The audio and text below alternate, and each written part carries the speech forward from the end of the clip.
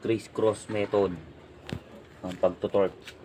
Paano daw mag-torque? Bumasa ang foot-pound. So magsimula tayo sa 20 foot-pound muna.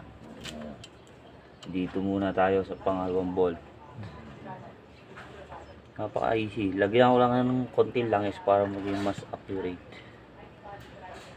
So pag na-meet na niya yung 20 foot-pound, stop na tayo doon.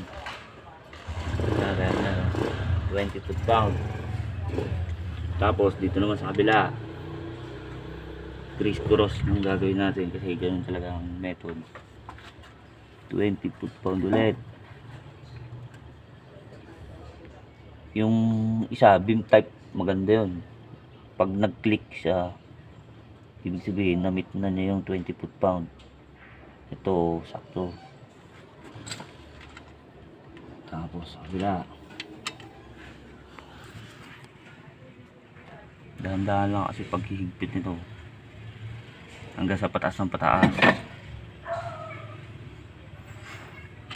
After ng 20 foot-pound, maging 40 naman, tas 60.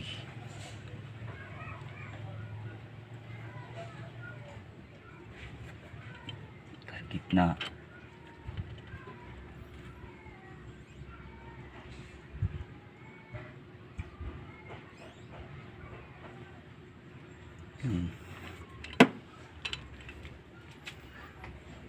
Tapos pagkatapos itong dalawang gitna, yung mga tabihan naman.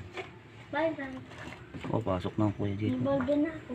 Jacket Wala ka. pa akong papel. Nasa yung ano mo? Yung folder mo. Okay, see guys. And that's all.